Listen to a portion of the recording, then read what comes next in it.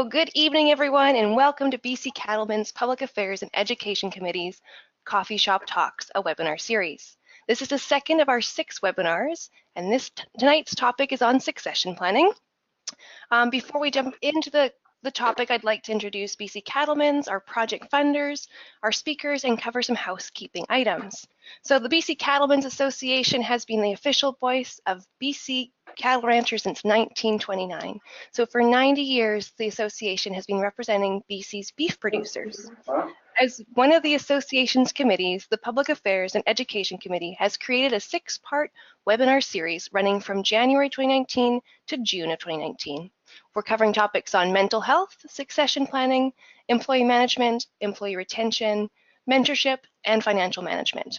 If you want to find out more about it, you can find it on our website at www.cattlemen.bc.ca/coffeeshoptalks.htm or by calling the office toll-free at 1-877-688-2333. This webinar series was funded in part by Agriculture and Agri-Food Canada and the Government of BC through programs delivered by Investment Agriculture Foundation of BC and the BC Cattlemen's Association. So before the discussion gets any further, I would like to introduce myself and cover some housekeeping items. I'm Bree Patterson, the Beef Production Specialist for BC Cattlemen's Association, and I'm also the staff support for the Public Affairs and Education Committee, so I get to be your host for the webinar series. We have everyone in listen-only mode, so that way we don't have any interruptions. So you should only see myself and the goods on the screen. Otherwise, we will be taking questions throughout the time, and you can shoot those to the participant named Bree, B-R-E-E, on the side, and I will get those questions read out loud to our presenters in a timely fashion. These webinars are being recorded and will be posted later on our website for future reference. And at the end, we'll also allocate 10 minutes to questions as well, in case there's any questions that didn't get answered throughout the presentation. So now tonight's guests are a father-daughter duo, Merle and Anessa Good of GRS Consulting of Cremona, Alberta. So I'll turn the mics to you guys to introduce yourselves and give us some background. Okay, well, I guess I'll start. I worked for Alberta Agriculture for 32 years as the provincial tax specialist. So that's my professional credentials, and put on a course for accountants and lawyers in Alberta. Personally, on the farm side, moved to a very cold dairy farm in 1967 here at Cremona, and then continued with my dad and my wife and mom when we created a purebred Simmental herd, where we had up to about 130 full-blood cows, and imported our first cow in 1967. So we were one of the initial Simmental breeders, and then we went into export hay. So that's kind of my background. Hello, my name's Anessa, and I went away like most farm kids do, so left the farm, went on to post-secondary, and then worked in a few different industries. I was downtown in Calgary, and then was ready to come back to agriculture, because that's obviously an area that's very near and dear to my heart and that I'm passionate about. And also realized that the work that I grew up hearing my dad do, helping families, helping people in succession planning, was an area that I too was very passionate about. So not only, it's a little ironic, I'm coming home in the succession family business, so the irony is kind of there, but very happy to have just moved home to the farm last year, moved into the old farmhouse on the place, and now working with my parents. So the culture shock was big, I think, for all of us involved after being gone for 7 years. But so yeah, we're living and breathing it as we go.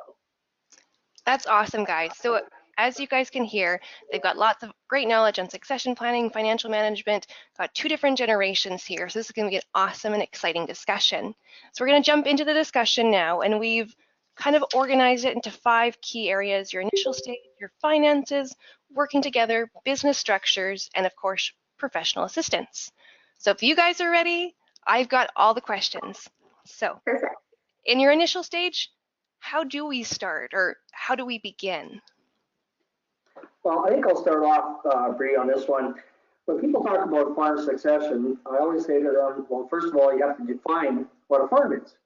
And everyone looks at me like, what, are you crazy or what? I say, well, no, a farm consists of certain assets, And I'm going to show just a quick diagram of a very famous three-circle model I used throughout my career. Can you see it, Bree? I can see the top two circles. Okay, we'll start with those. So the top two circles, what I want to do is succession is the transference of a business, and business assets are cattle, of course, machinery, inventory, and work. And then on the other side, I put the estate planning, which is personal wealth, and that's land, and Vanessa listed it up a little bit, your off-farm assets as well. So this little diagram separates what I believe succession from estate planning.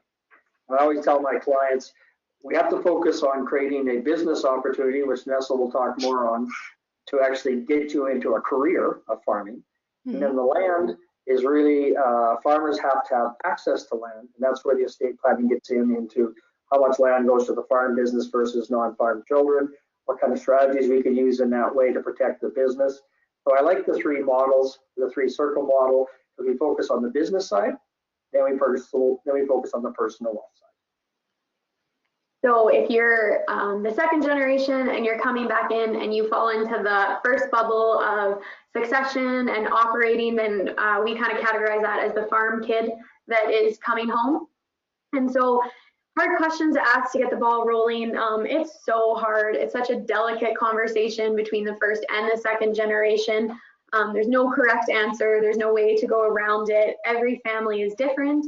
I think definitely as the second generation, if you've come home and shown that you have made the commitment for farming to be your career path, even if that's only part-time, if you have an off-farm job as well, it's starting to show easier to have that conversation. And we have to remember to respect the first generation. This is really hard for them. We'll get into it later, but I think if the second generation, if we can establish clear guideposts, then we'll have more clarity into the future and it's not as stressful of a conversation.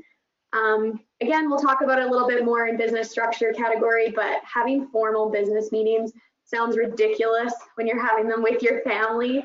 But taking a step back and recognizing that the farm is a business, especially with today's size and scale of operations. And we had a client and he explained it in a really cool way. He was a principal before he came back to farm as a second generation.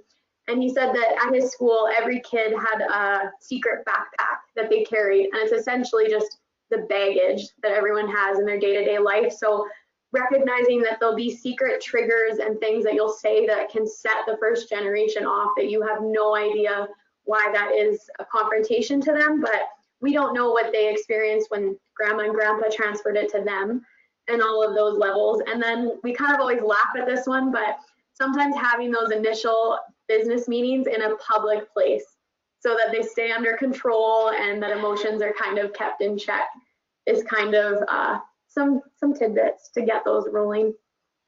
I think that's a really good point about the invisible backpack, as well as having those discussions in a place where maybe you can help keep the blood pressure a little lower for the first few. Absolutely. Yeah. I think it's always hard to start because you've been raised there on the farm with a lot of people who've been gone, come back, or stayed right from high school. So I look at it from this way. I look at it more as a commitment.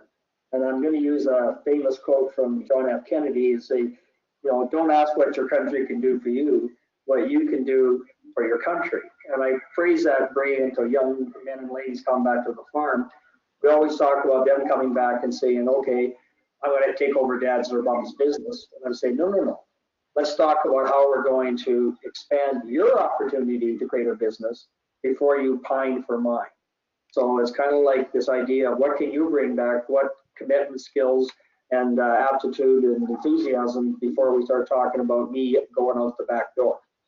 That's a very good point, and I think it's really important to, differentiate yourself as the second generation as well, or the generation coming back, and make it give your little stamp or seal of approval on it too. Mm-hmm. So now that we've kind of talked about how the initial stage and what baby steps we can take to get it started, let's talk about finance. So can we afford to have a multi-generational farm? And if not, what do we do then? Okay, I'll start on that one. And just a little bit about that is just a conversation I've explained to Nessa over the years is that in all the work I've done, parents are always petrified in some ways. the kids are coming home. Are we large enough? Do we have enough income? You know, what's the personal drawings going to be? You know, where do they have to work off part-time? You understand the farm, they only pay half of their living costs. They have to go somewhere else. You know, do they marry the right person who has a $100,000 off-farm job, you know, in the cattle business? That all helps. But the thing I want to do is give the young generation and their parents tonight a little bit of a financial guidepost. And that's going to be a couple of issues. Of course, when kids come home, living costs and then debt is a big issue, right? Yep. So as we want to expand in agriculture, I've got kind of interesting on finance, and I think I'm going to shock a lot of your clients or participants today. I mentioned this to a seminar just recently in Edmonton. It takes $10 of capital in Alberta and BC to gross $1 of gross income. Everybody goes, how do you figure that out? I'm not going to go through it today, but just go home and add up all of your fair market value, your assets, and it takes $10 of assets to make a buck of revenue, not net revenue. So it's a big business. It takes a lot of resources and a lot of capital. But going back to my two indicators, I like to say is living costs can't be more than roughly 10 to 15% of gross revenue to have a viable business. And over the years, principal and interest and lease payments, like on equipment, can't be more than 20% of gross revenue. Now, in the cattle business, we have to be careful what gross revenue is. I give an example of a small farm, not a small farm, one up by Czar, Alberta. We had gross revenue of $2.1 million in a cattle mixed operation, but they bought in $900,000 of steers. So gross revenue in that farm isn't 2.1, it's 1.2. It's really important to understand these ratios are on 1.2, not 2.1. And so just repeat that again, gross sales of 2.1 million. You bought feeder cattle in on a technical thing that's called cost of goods sold. There's not accountants in the room. And so then your actual gross is 1.2 million. So by having those kind of things, I use that as a guidepost. But I also mentioned to Nessa that when children come home, without any change of assets, right? Just enthusiasm. When we're tired as old people, we don't want to do things differently. But when we get the younger generation back and they got some new ideas and want to do some more work or have an enterprise. When I first came home, my dad was a pure cattleman and I grew 30 acres of canola, Polish canola in 1981. I mean, more gross revenue per acre than he ever did. But he still said, why in the hell are you growing that yellow weed for? Where's the barley kind of deal? So some of those kind of things, without changing any asset base, I find that gross income will go up by 10 to 15%. Interesting. That's big. So like you talk on what you think some of the financial stuff is. Yeah, I think something we need to recognize that we're seeing more and more often with the second generation as well is we all want to come back to the farm and it's all exciting until we sit down and we start to actually crunch these numbers. And that's why we've created ABC Agriculture Boot Camp, because even though I went away to business school, when I came back to the farm, I still felt I don't know how to read these books or interpret things properly. So I think we have to recognize, do you have the entrepreneurial drive to run a multi-generational family farm? As I said before, today's business, the size and scale, you can no longer be just the world's greatest mechanic, which is kind of sad because that's such an integral part of any farm business. But if this isn't an area of your strength, look at different avenues. I know just the one that I went to when I came back, Lethbridge College had online courses for farm students, and these were students that have potentially never went to post-secondary, and it broke financials down really good. Like, you have to do your homework on this to be able to be viable in today's market. And then when you start to play around, and I think it kind of ties back to Dad's conversation of commitment, we also see a lot of second generations that take a step back and go, whoa, I just want a rural lifestyle. And so that's a completely different thing that needs to be assessed and recognized before we put the stress on our parents. And if we go back and take a step back and say, hey, I actually just want to subdivide part of a quarter and have this beautiful rural lifestyle, have a couple horses, have a couple cows, that's a completely different conversation. Recognizing that finance is hard, and then when you add on the family dynamic, everything becomes personal. So that's just an extra aptitude. And then personal withdrawals are always questioned by both generations. And this will become increasingly important as the second generation takes on a bigger role. So I think some ways to accommodate that is to treat it like a business. tying back to what we talked about before. So recognizing as the second generation, when you walk out your door in the morning, you are suiting up and heading to work. And we always say, are you a family farm or a farm family? Because they're so related and how delicate that balance truly is. So when we do our PowerPoint presentations, we'll have business facets on one side of a scale and then family on the other side, and how they compete against each other and counteract. But that's our role in a farm business, is to kind of come across to some of those. So that's where we tie back into business meetings. At the end of the year, we recognize everyone's really busy. So we're asking you just one time a year to get together, sit down, and discuss what went right and what went wrong within your business. Managers can speak to each area of their expertise. And as a second generation, if you're not quite a manager yet, you can just speak to aspects you've seen. And I totally recognize, I know even with us, like sitting down and having this discussion at the end of the year seems kind of silly or odd, but we're trying to build best business practices and have it better than it's been in the past. So when Dad looks at it, when we talk about this idea with our clients, I don't mean to speak for you, but for the first generation, it's generally more, how do we get that commitment? How do we get the young generation involved? As the second generation, I look at it as what a great educational reference tool. Because let's say the disaster happens and Dad passes away early, I have years of looking back on trends and opportunities. And what's really cool is the parents also have to admit what went wrong. And that always happens. There's always going to be change suppliers, change something. So, and what I look at it is we're trying to create business to business conversations and not so much parent to child, which can sometimes come across as a little more demeaning. So some ways to compensate that. I think those are good points. I think that helps facilitate an effective conversation when you're having business to business versus, you know, a parent to the child or a child to the parent, where hierarchy or personalities might conflict, or expectations. Absolutely. Just one more comment on the financial side. Most of the operations in Alberta and BC, depends on their growth curve, will eventually form a corporation, correct? In a lot of cases, or a partnership. And so what I'm going to tell people is, we can say this pretty easy, but take an extra hour with your accountants, because they have all those statements done. And especially if you're in agri-stability, you're creating those accrual adjustment figures. I always challenge the accountants to say, don't just give the persons their corporate return for taxes and it gets filed who knows where it went. But maybe just one of those covers back there. But just spend an hour with your accountant and say, how am I comparing to other farmers in your practice? Like if I've got 300 cows, you got other clients that got between 200 to 300. Where are my numbers in comparison to everyone else? You know, are we ahead of the curve? Are we behind the curve? Kind of like, what's our gross revenue per cow exposed? You know, kind of do some of those financial benchmarks with production. Because I know when we had the purebreds, our goal was that if we could not double sales over commercial price, there was no use staying in it. That was kind of our goal, to kind of do what if we were successful. Selling one bull, like the bull behind me, for 10,000 at Calgary Bull Sale doesn't make the bills. It makes you feel good, but we had to go back and figure out what dollars we have compared to a commercial herd. Yeah. And that's a good point, is understanding what you have and how you're going to sell it and how you're going to make money off of it as well, and know your target audience. So those are some awesome financial points. So let's talk about working together, and maybe, you know, the HR portion of it, and how it's, like we mentioned earlier, a tricky conversation, because you have a parent and an older generation discussing with a child and a younger generation who are coming back to the farm.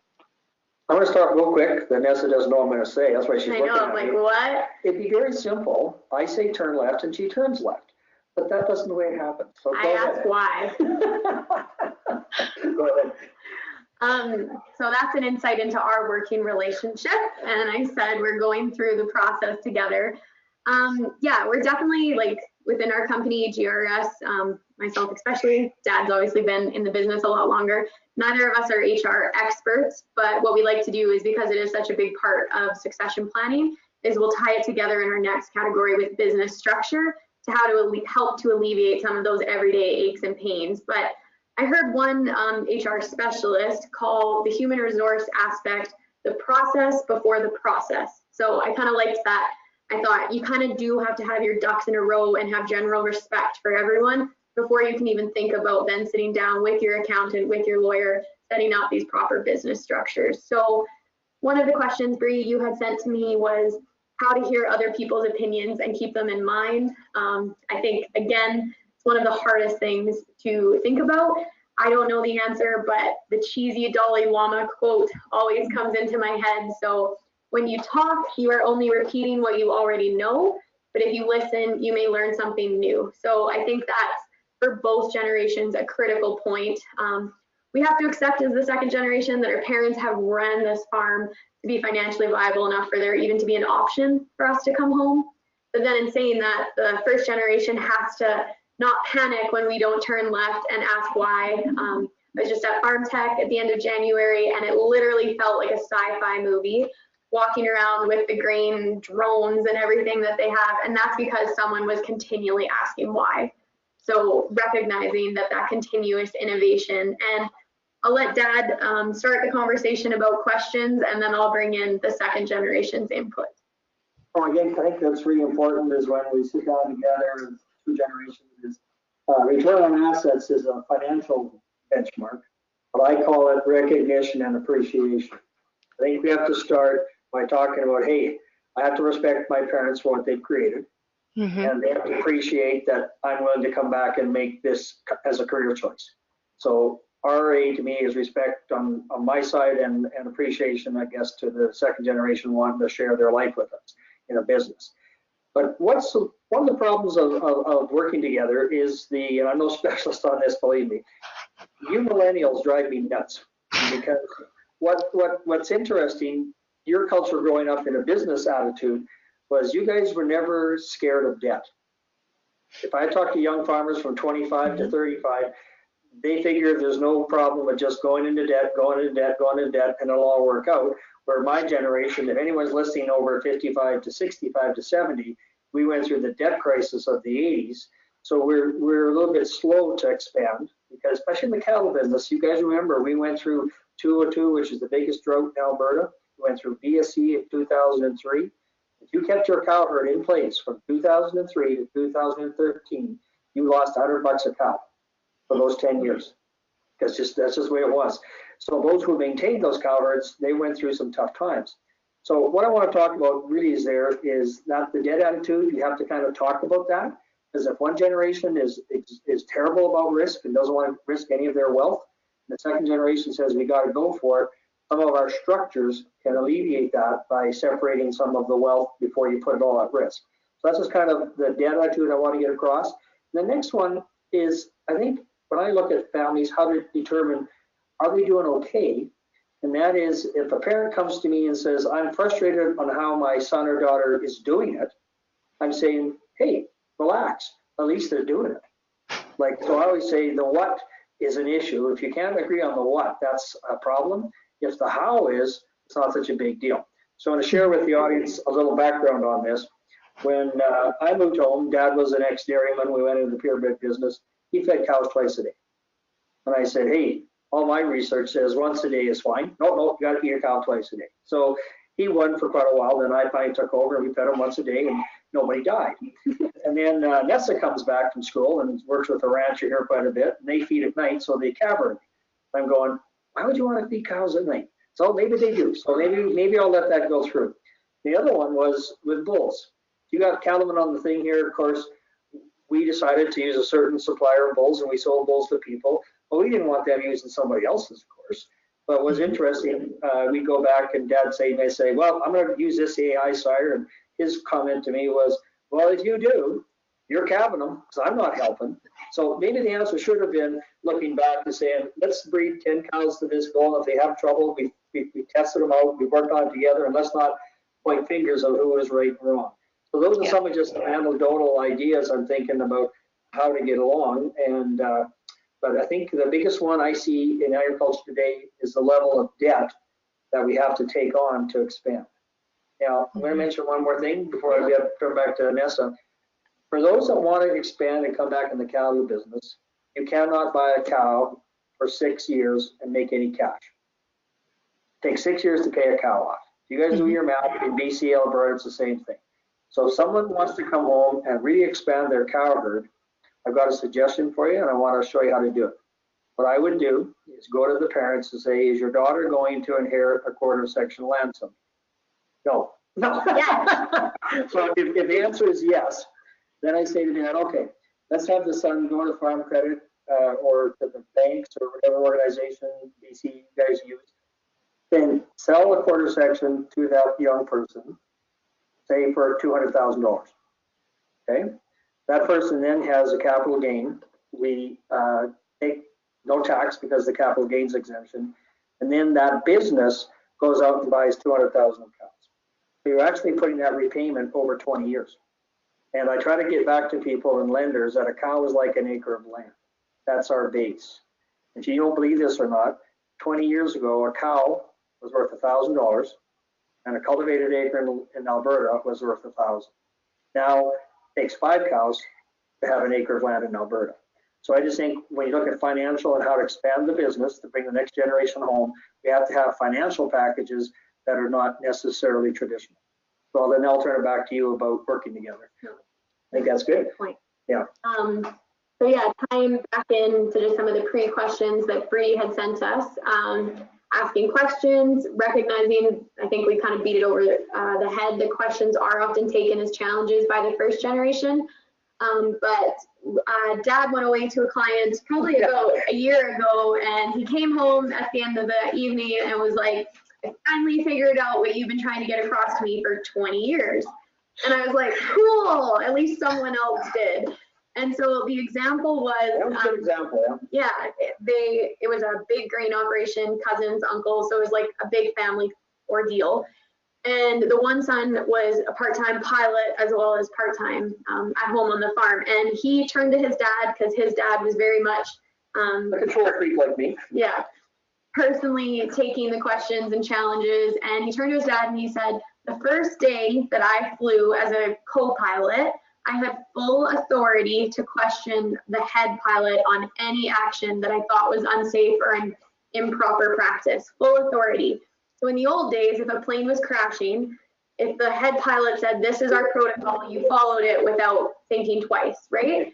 We have been raised as a generation to question and have full authority to question that. So I think it's just recognizing and reminding the first generation that it's literally the environment we've been raised in. I also think back to my social diploma in grade 12. I got 100%. I didn't memorize a date. I didn't memorize a fact. The whole diploma was wordy and fluffy. And so that's just kind of the generation we've been raised in. And then to speak further on working together, Bree, you had talked about different colors of personalities. My initial thought was good luck. If I was to go to my grandpa and ask him to do, because my grandpa on my mom's side is still very actively involved in the farm, ask him to do a personality test, I'd be laughed out the door. But I think it's exciting that the new generation is recognizing and more open to this thought process because it is extremely valuable. I know myself personally, we had to take multiple tests throughout business school, and I think if you are from one of those families where that's not an open door to go through, take the test so that you're even more self-aware of how you are going to act and respond in situations, some of your own personal triggers. And then in our presentations, I always speak to the 5 love languages as well. That is one that I really resonate with, and the crowd does as well. Again, when I first started collaborating, when I first started collaborating on PowerPoints with my dad, he was like, we're not talking to public about this. But I look at it from a different standpoint. It's not obviously you and your partner, but it's just recognizing that words of affirmation. My dad will talk all day about the neighbor kid, and I'm like, hello, over here. But then I'll go out in the morning and he's already fed the horses before I've been outside. So his language is acts of service. So it's just recognizing sometimes, because it is so personal, how to work around these. And then something else that always kind of makes the crowd chuckle, but also squirm in their seats, is sibling favoritism. This is a real thing that needs to be addressed. And I'm not talking about favoritism between Bob and Jill. but favoritism between the child that's on the farm and the child that's off farm. We only live 45 minutes from Calgary, and when all of us get together and we have the discussion, whenever the off-farm kid drives that like half hour to come and visit, you know, mom sets the table, it's a big fancy dinner, there's no stress, we're so excited to see you. When half an hour ago, you and the farm kid were probably moving cows and said words that should not be repeated. So it's recognizing that that is a factor. And when I say this to the crowds, you can see the first generation kind of go like, oh, and the second generation's like, yes, what I'm talking about. So recognizing that. And then another one, preset mindsets. This one continues to shock me, even though I've been attending client meetings for almost a year now. We had a mother-in-law come in and sit down, and she was all worked up, and she said, my new daughter-in-law is never gonna cut it on the farm, and was all worked up. And we said, like, what's wrong? What's the situation? And she said, well, she wears designer jeans. And that was it. That was like her only facet. So just recognizing that maybe she can put on coveralls, or maybe she doesn't want a role in the farm, but just taking a step back, first and second generation, and think, whoa, what blinders do I have on, or what opinions that I'm coming into this with? And then I think the last one in this category, Bree, you had asked how not to feel like a victim. So hard. Definitely even between our personal succession roller coaster, because it is family. Everything's personal. Probably said that like 10 times tonight, but it's so true. And the thing I found is you have to respect yourself enough to establish boundaries. That's a big one. So sometimes you have to stand up for yourself and think, if I was back working downtown in Calgary, would this be appropriate in that work environment? And obviously recognizing chasing cows is probably off the table, but the general conversations and tone and being spoken to. And then again, just recognizing, being realistic. If it's the middle of harvest, or it's 2 months into calving and you guys have been getting up for every 2 hours, like your temper is probably going to release just as much. But just setting those boundaries and making sure that you have self-respect for yourself as well as respecting the other parties. No, I think those are really good points, and being self-aware of yourself, and then encouraging other family members to be just as self-aware as well. That probably helps with having the conversation. Delicately, yeah. And finding the happy medium to have a proactive conversation. So I think those are awesome points about working together. Yeah, just one more thing here on this working together. I think was going back to my what and how. I think that's kind of important. My wife had a really good comment here one day, and we were talking about clients. Peggy does all of our booking and stuff in our business. And she said, when you work with this 2 generations, have you negotiated the outcome you want? Like, you know, I'm not really into vision and missions and strategic stuff like we did in the government, but I think this idea of a negotiated outcome, like what are we trying to achieve?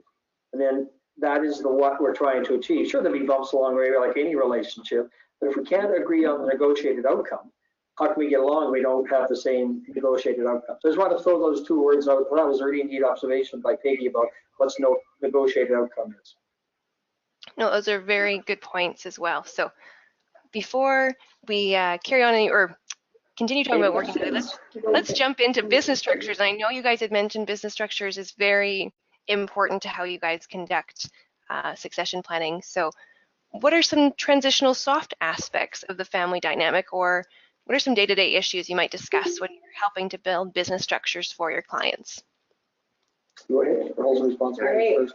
So this is definitely an area that I've really taken ownership and responsibility for within our company, because it ties into what my degree was, which was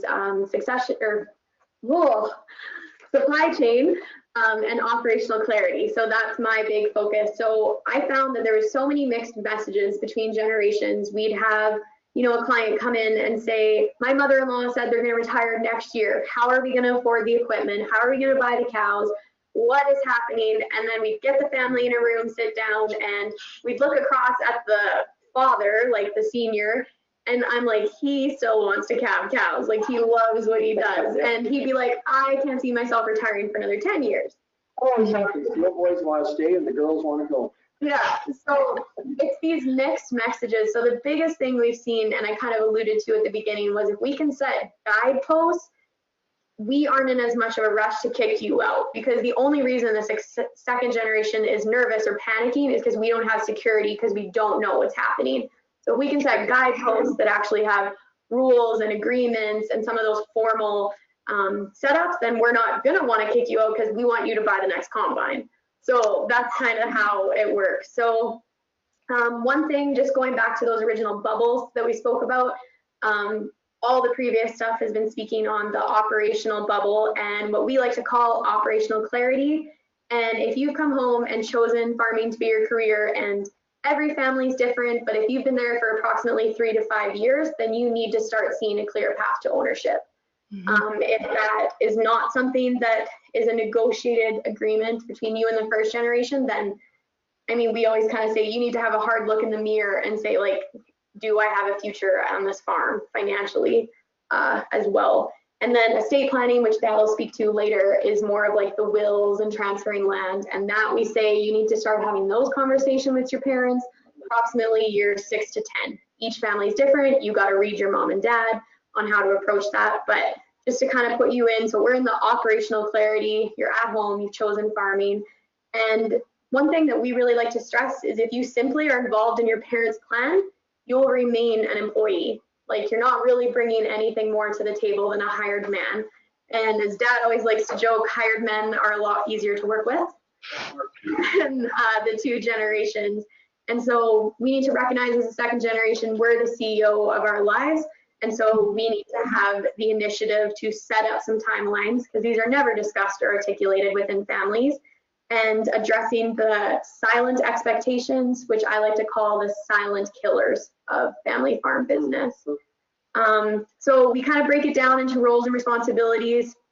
Again, I totally recognize this sounds odd or kind of silly. If I asked Dad what my role and responsibility is in the barn right now, he'd be like, grab a shovel. So I recognize that that's kind of odd, but we really want to break it down, because again, we're trying to come up with best business practices. So we like to set it up on an operation. There's production, marketing, HR, and finance. Those are kind of your 4 pillars of your business. And then we'll have you in different roles and stages. So starting off, you're an employee who kind of takes direction, maybe like a summer student that's helping you bale in the summer. Key employee responsibility increases. Manager, if you're responsible for an area, could be marketing your bulls, one of those. And leader has full business responsibility. And this is an area that Dad and I still 100% disagree on. In his opinion, managers receive advice and leaders ask for advice. So at the end of the day, if they say turn left, the whole team turns left. And I think my millennial is coming out there, but we are seeing a trend of more, if you have brothers and cousins in larger operations, working towards that 3 out of 4 decide, then 75% we're going in that direction. Again, each farm makes that decision. In regards to job descriptions, again, sounds kind of odd, but in any job you go to, no matter how small, they're going to give you a job description that you're held accountable to, and that helps address some of those silent expectations, because now they're written out and discussed. And again, great tool. Maybe you expand, you need to hire on more hired hands, and then the job description, because that's something they can look at as well. We're also really big on work per hour being determined, and different roles receive different pay. So for example, $45 an hour if you're doing mechanical work versus just general labor. And then if you lead an area, for example, like I spoke to earlier, marketing, it may be dollars, not by hours, more of a salary-based concept. And we always look at it, again, this sounds silly and odd, and you're on a farm, my goodness, but clarity fosters responsibility. Responsibility fosters management, which eventually transforms into leadership. So that's our end goal. So we have to recognize that we're setting up these guideposts for the second generation. What do you want to add? Okay, well, before we get into the estate planning side, I guess. Well, we've got false economies and values. Okay, so when we get to the next section, Vanessa was talking about roles, responsibilities, and hours. What's really, really important is we're seeing a lot of larger operations where there's 2 siblings at home at the same time. So that is critical to keep track of hours, especially if someone has off-farm jobs. So a lot of the cow guys we work with, you have one person home full-time, one person working, in their oil patch I think we still have an oil patch. Yeah, I think we have an oil patch. So we still have a little bit of. We're talking to BC. Yeah, well, we're talking to BC ranchers, they're okay. One thing I did have, I think, is that if you don't keep track of the hours, then when we'll talk about false economies in a few moments, what you have is different, someone says, hey, you're not pulling your weight. And so we need to have that hours. So when us talking about the differential in hours, when someone heard you say 45, they're gonna say, what the hell is that guy doing over there? I want to explain a little bit what that means. Is if I'm working off, making $30 an hour at my job, and I'm married, and I'm still would like to have this marriage agreement that someday we might go back to the farm. If I go to my young spouse and say, hey, I'm going back home, and she says, well, what did you get for going back? Well, $10 an hour. Well, then she's gonna say, well, $10 an hour, we're going to the lake. But if I go back and say, no, I was home during this critical times like harvesting or haying, calving especially, and I'm going to be here and I'm making $50 an hour. But she says, get your ass out of the house and go help your dad. So I think this idea of trying to articulate the value at certain times in the business is important between brother and sisters or brother, but also to have the second generation talk to their spouses who are not back to the farm yet, realizing that there is value and they are valued to come back at certain times. That's why we use the wage differential. Are there any questions before we go into the next part? It looks like you guys have covered it quite well. So I guess, yeah, the next section or category or last category is professional assistance. So, sorry, I'm just going to add two things that we think are kind of important. For sure. That's my bad. Sorry about that. So tying back into Dad's comment earlier on recognition and appreciation, on this, if the second generation, if we are requiring from the second generation, this is really hard to keep saying the generation, a clear path to ownership, then we need to talk about being reimbursed with good old-fashioned sweat equity. But to keep that teeter-totter even, we have to recognize and appreciate how much the first generation has helped us get ahead. And this is kind of always an awkward conversation when we start to have it in a client meeting, because like any first generation is going to say, of course, I want to help the second generation get ahead. And of course, in today's economy and everything else, like you have to have that assistance.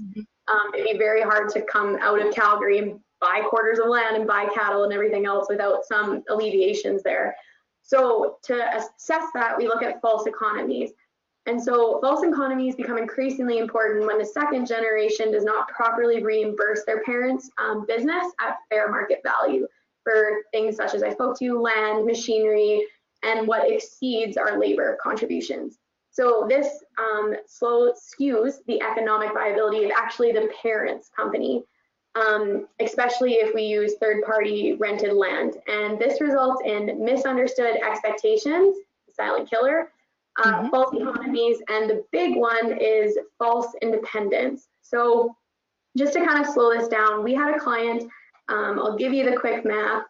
He had 700 acres at $120 acre custom charge, and we times that by 0.75 to take out the labor, and that equaled 63,000. So the hours that this kid actually worked on the farm, so not hanging out in the shop, it was a grain operation, actually worked on the farm was 400 hours. He had no off-farm job. So when you divide that out, this kid's hourly wage was $157.50. Not bad, right? Like we all want to go work for the kid's dad. So the big thing was that false independence. So this kid's like thinking farming's great, this is an excellent career path, and is very aggressive to debt and ties back to all of those things Dad had spoke to. And we asked the father and the mom, had they set any expectation to what that value was to be?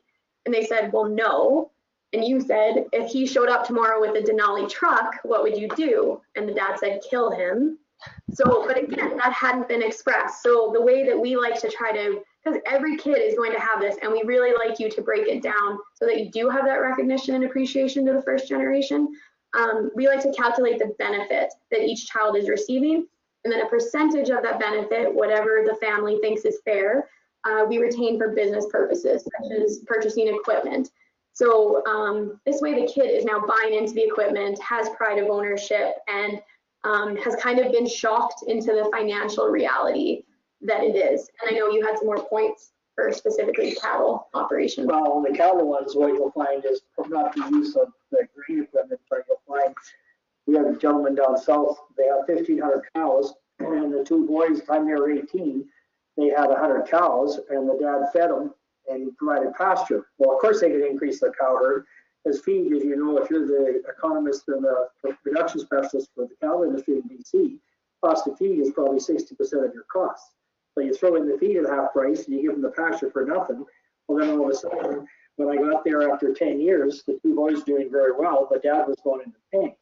And the one way, as a math guy and a financial person, the way to check that on operations where you have independent profit centers is determine the operating loan to gross revenue. Like if parents have an operating loan that's 60% compared to the gross revenue, and their sons or daughters have 10, you know right immediately like that, bang, someone is subsidizing somebody. And so once we got that figured out, then of course we decided to move forward and restructure some of the family farm. And even though the boys did not spend it on Denali's, this isn't afford it anymore with going sustainable. Forward. Yeah. So even though you have separate units if you want, which is what I've had with the role of profit centers, if you want to run independently, well, I always tell our farmers, I guess I'll say it, and we see this a lot, where the parents have their business or their business company or partnership with a different son or daughter have their own.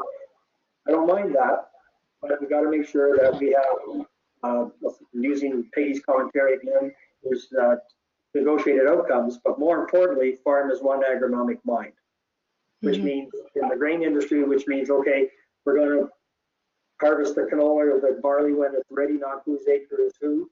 In the cattle business, I say to people, it's pretty hard to run two cow herds separate, right? So if we're going to put together the calf, we're going to buy salt mineral together, but we may want to run two herds. Like, for example, Nessa has a certain breed of cows today that I would never go into, so we have to have two herds. But we can still have them, but no way we're going to have them together. I don't know how blackening this ended up here. I don't know. My father would go over in his grave to see those things. So in counteractive to recognizing and appreciating the first generation, as a millennial, I need my words of affirmation. So I need to be recognized as the second generation. So this is a topic that when we start to discuss in client meetings, everyone sits up and they are at attention. So business rule, you get compensated for what value you bring to the business. So this goes above and beyond labor again. So the formula that we use is value equals cash plus cash equivalents plus equity. So what does this mean? So reminding ourselves of the critical sentence that farming is an equity game, not an income game. So recognizing that. So for myself personally, when I left downtown and moved back to the farm, my salary was cut by more than in half. And I thought, oh my God, I'm gonna be eating itchy band. Like, how am I gonna survive? And so the way that we looked at it was we added up all of the cash equivalents. So every time I used the truck and trailer, every time I used farm gas, when you actually started to add all these up, it came to even. My salaries came to even. So we take the cash equivalents and we times it by 30% because that's your tax hit. So if I was to buy horse hay in the city, it cost me $9, but if I was just to buy it here at home, it's $7. Kind of how I put it into my head. And what we really like is this formula is so flexible and is kept track of in an equity Bible, generally by the mom, stereotypically, and it's so flexible. So if you, because the farm can't afford a lot of disposable income or cash. So if you are one of those oil kids that work at home part-time, you obviously don't require cash, but you can build up equity either in the form of operational like cows or land equity, so getting credit towards future land ownership, and those cash equivalents that we discussed. But if you're the farm son or daughter that stay at home, then obviously you have to have cash for your personal living. So your amount's going to be higher on the cash end. And so we take that value that each farm child brings to the company during their first 3 to 5 years. Again, each family is different. And when they get the formal opportunity to become an owner or manager of this corporation, we transfer this through fixed valued preferred shares, which can be done tax-free. And you treat it like the NFL or the NHL. You are making the commitment to come home to farm. So whatever value you've earned in that equity Bible, we're going to give you 1.5 to 2 times as much. That's your signing bonus. Because as we know, our parents have oodles and oodles of equity, one corner of land around here, but don't necessarily have that disposable cash. And then the area that I was really aggressive about was that no one feels trapped. So the severance, if for whatever reason the second generation decides to leave the farming operation, equity transferred is equity earned. So have an exit agreement crafted with the payout structure. So one that we commonly use is 50% down and 50% over 5 years at 0% interest. So I don't know if you have things to add to that. No, I think what we're trying to get across here on the operational side is that if you just simply say you're worth what I can afford to pay you, right? In a lot of cow-calf operations, let's be honest, it's not a lot of cash. So first thing you think, well, why am I coming if I'm only getting paid in cash, such as little amount? So it's a fancy formula for sweat equity that my generation, we came home and worked as Ness. I told her we worked on a promise, not a plan. And so with this, don't do that. Yeah, exactly. So with this kind of clarity, what we're trying to do is make sure that the business, the person who's helping the parents develop their business will be recognized in the equity down the road. And so before we leave this section, because I don't have a lot of time left, what I really want to focus is we keep talking corporations all the time. I know we have a lot of clients that are not incorporated, but when it comes down to transition, the BC tax rate for small business corporations is I think 11.5% next year, and we're 11. So you got to realize that the spread between a corporate rate and a personal rate is the highest it's ever been in Canada. So the personal rate, 40. no, most operators be around 35. Mm-hmm. But you got a 30%, 35% personal rate, and you have 11% corporate rate. What us cattlemen do, of course, is keep buying things to reduce our tax, right? And so what I'm saying to you, because I'm a tax management specialist, to say, look at corporations, not only for the tax, but for the flexibility of having the business bought out. So I want to make sure I get this comment in before we are done, is that if we take this idea of Nessa's idea of giving the young person a bonus into the company and give them some preferred shares, once we do that, say after 10 more years, we freeze the company. It's called our corporate freeze. And that's when we stop the parents' growth. They're done. Mm-hmm. The common shares are then issued to the second generation, compensate them for their extra effort and work. Now, preferred shares, let's say they're worth $1 million. Once we freeze that, that's mom and dad's retirement pension. So as they take money out of the business, I'm not paying them for as much for labor, or maybe even high land rent because they own the land outside the company. What I'm doing, Bree, is letting them slowly, the company, buy those shares back. So it's called redemption. So over time, redemption of shares, redemption of equity. So over time, as my parents take the cash out to live, mm-hmm. I, the second generation, are quite happy because the equity is going to me. Mm-hmm. If I don't do that, what will happen, and it's happened more in my generation, you'll hear your parents later in life when you're 55 and your dad's 70 or 85 say to his friends, well, we gave the farm to Merle and Peggy.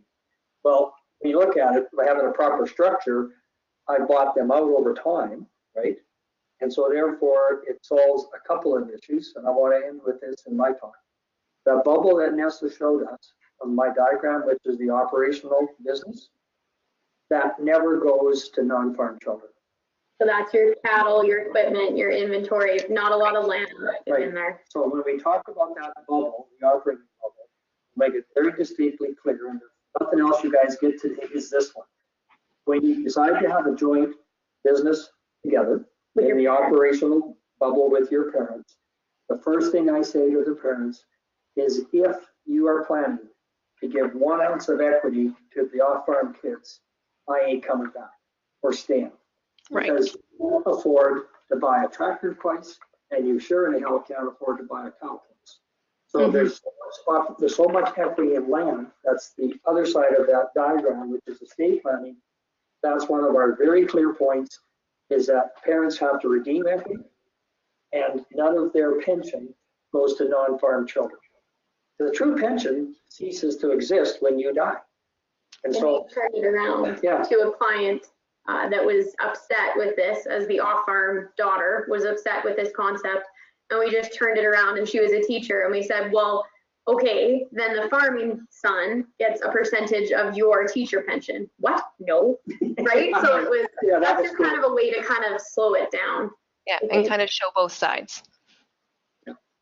So I think we have estate planning, which could be a whole other seminar, which has to do with like wills and transferring land while alive and rollover rules and those kind of concepts. But I think what I'd like to end with before we did go on to really quick professional assistance was my dad came up with the 5 Ds, and it's for why is there so much anxiety and intense need for control.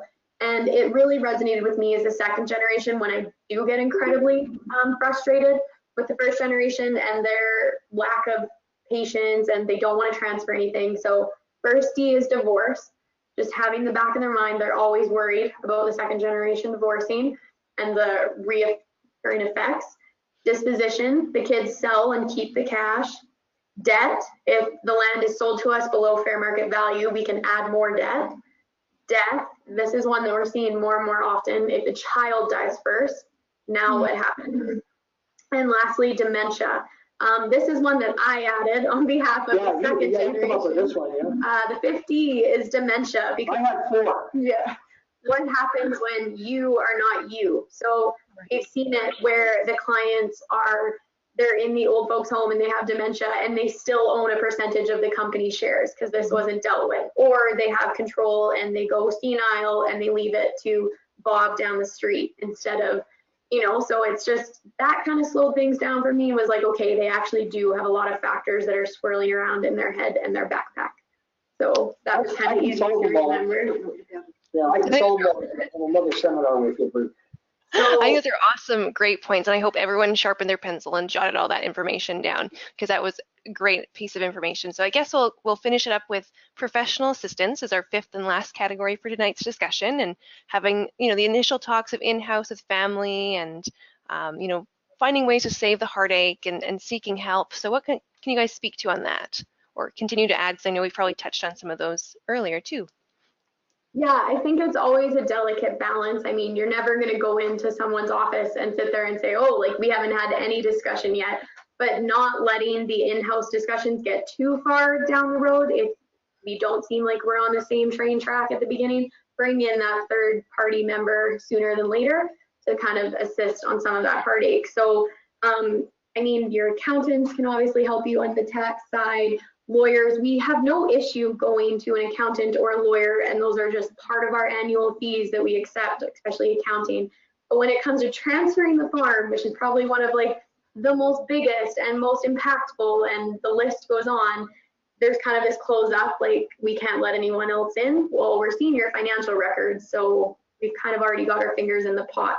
And then one that I think was also, I really seen the value in as a second generation is creating that relationship with your lender, going, talking to them, and kind of like Dad spoke to earlier, asking questions, where am I sitting at? So those are some third parties. Elaine Fraze, she's incredibly famous for the human resource aspect, like strictly human resource. She's great at that. She's got a ton of online documents. Farm Management Canada has some great online resources for succession planning. Those are kind of some of the ones that I thought of. Yeah, well, one thing I want to bring up is sometimes the delicate family things. Professionals are like accountants and lawyers. Let's be honest, we're not necessarily that attuned to some of the farm issues necessarily. So what one client I had many years ago I thought was pretty unique. He brought in a person that both generations respected, right? Maybe another farmer even perhaps, but this person was his machinery dealer, right? He ran a small business.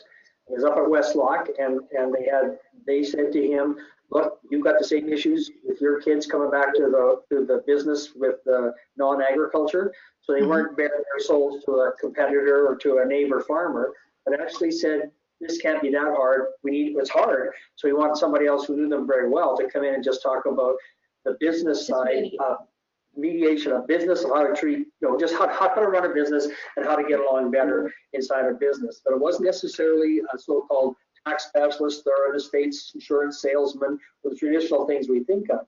So when I saw that, I'm thinking that would be kind of neat if we could sit back and say, many years ago, for example, when I was with AFSC, we had mentors. That when young farmers got a loan from us, they had to have a farmer be a mentor to them. And I'm wondering sometimes if we need to not bring that back. And perhaps maybe that's something that your organization or the Canadian Cattlemen's Association could look at retired farmers, right, who are necessarily with not, to be someone in Alberta goes to someone in BC and talks to these young people about cattle and how to work together with their parents. And it's not necessarily the so-called experts, but just someone with some sage and wise advice. That's a good point, actually, and a very good idea as well. And I guess you could even feed that into the Canadian Cattlemen's Young Leaders program as well. Well, I just thinking, like, that would be kind of the next step up, was just to kind of say, okay, is there some cattlemen who would like to work with older and younger operators that aren't related, and just have that person sit around and do it. Then it's not family, so everything's not personal. That's right. Totally.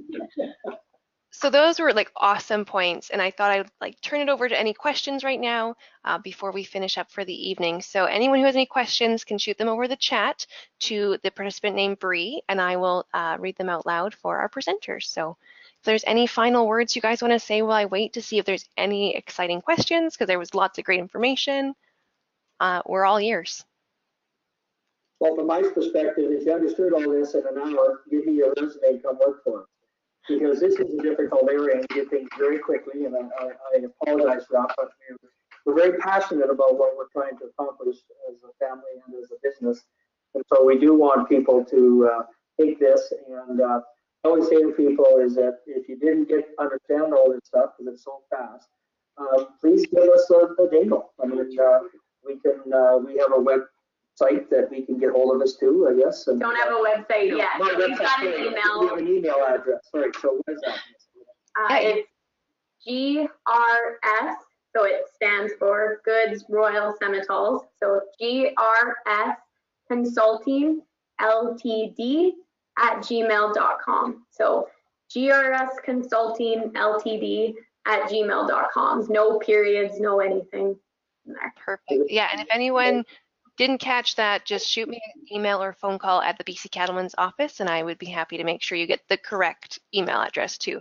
So we do have a question from a viewer, and they wanted to hear what the 5 Ds were again.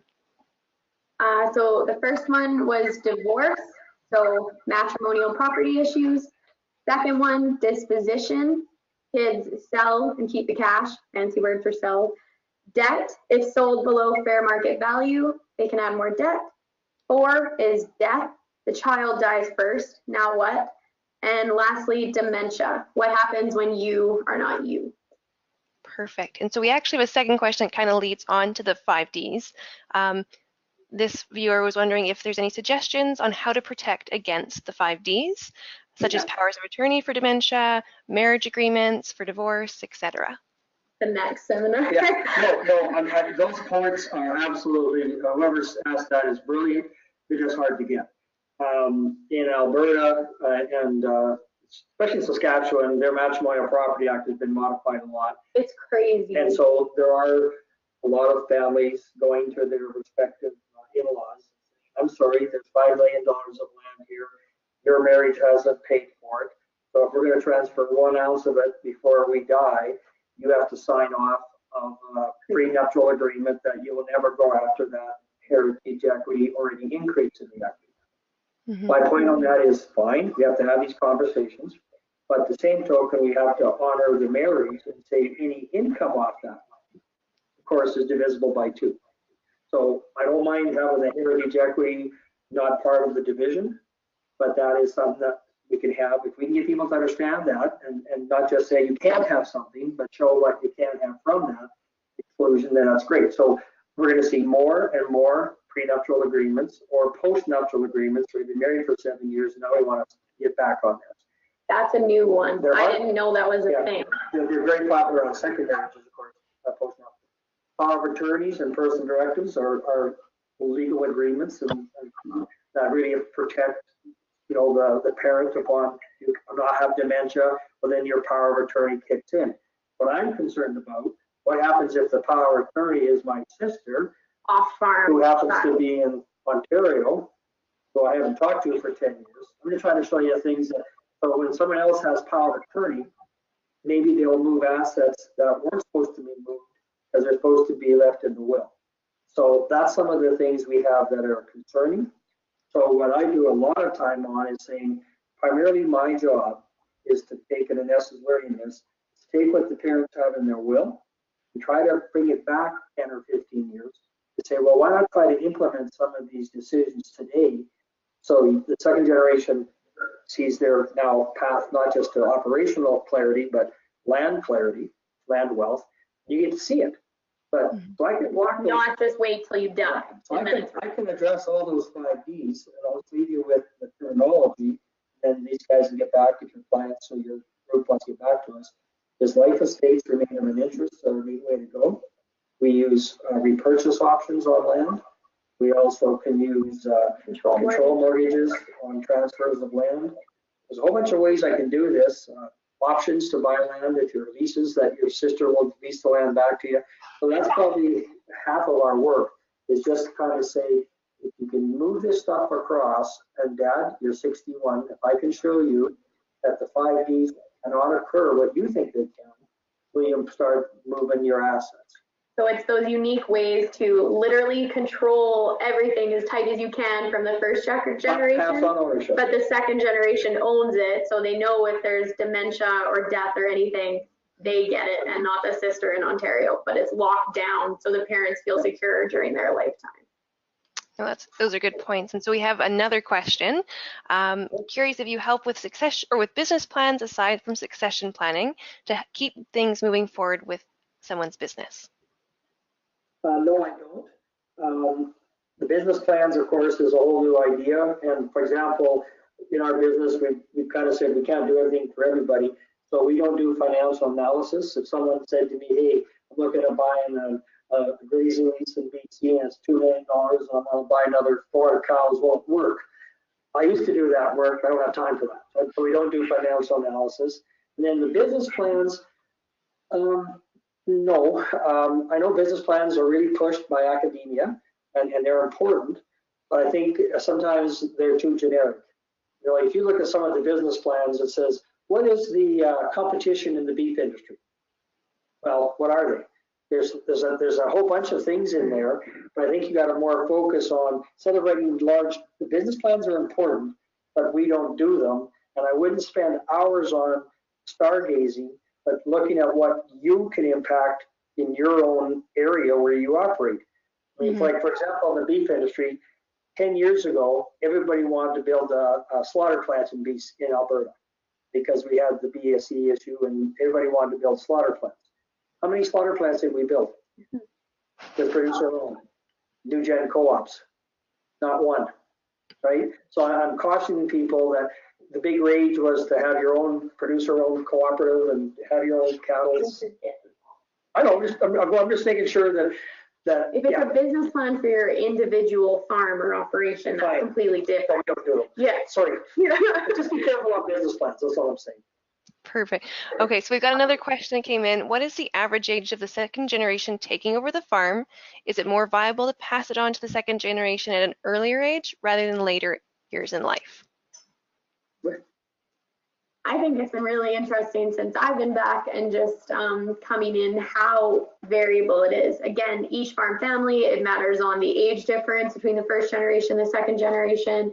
There's been a really unique trend in Alberta of having a whole bunch of oil guys come from up north that had no intention of taking over the farm, and they're coming home at 40, 45 and now going, okay, I need a job. So it ranges incredibly. Again, like I said, there's a big trend and almost enforcement to go away and then come back. So I don't think we have anybody coming back younger than 22, 23 that are focused, and then we start to implement these guideposts of 3 to 5, 6 to 10 years. But you can speak more to that with the financial. Well, just reiterating our comment about the equity buyout, I always say to the parents, the children coming back or who have been back for a few years, not just coming back, because we have a lot of those that have been there for 5 years, and I call them beginning farmers because they don't do the damn thing yet. So what I'm meaning at is. Or they're just a hired hand, like they've not been. So what I'm trying to get at is this off-balance sheet equity. But we didn't pay that term. That's what it's all about, is the value equals cash equivalents plus equity. If you track of your equity as if you are an owner. I'm not going to make you an owner. And this is something that we tie back to the roles and responsibilities. I say to Anissa's age group, you're not going to be an owner of my business until you reach the roles and responsibilities to be a manager. I'm not going to have a hired employee be an owner. I'm not going to even have a key employee be an owner. Now, if you're a manager of an area, you become an owner. So if that's my dictatorship, then she's got to respond back and say, okay, what is the plan? What's the expectation? No, not the expectation, is the manager. The plan is, how do I become a manager? And letting the parents give up that control. Yes, because exactly. that's a huge. Exactly. So that's the stuff about coming back. So the answer to your question would be not until you're a manager, but I will track your enthusiasm and your value off balance sheet equity. Which is kind of the financial idea of that. Fabulous. Well, I think that concludes all our participant questions tonight. So I just want to thank you guys again for participating and everyone who asked questions as well. The recording, as mentioned earlier, will be on our website, www.cattlemen.bc.ca/coffeeshoptalks.htm in the near future if you need to reference this again. The committee has created a follow-up survey as well. We would appreciate you to fill those out. That can be found on the website, or if you want to call us at the office, 1-877-688-2333. And again, let's thank our funders, Agriculture and Agri-Food Canada and the Government of BC through programs delivered by Investment Agriculture Foundation of BC and the BC Cattlemen's Association. And of course, thank our guests, The Goods, GRS Consulting out of Cremona, Alberta. Thank you guys very much. It was great to have two different generations speaking on such a hot topic in the ag industry these days. So until our next webinar, thank you again for tuning in to number 2 of 6, and we will catch you in March.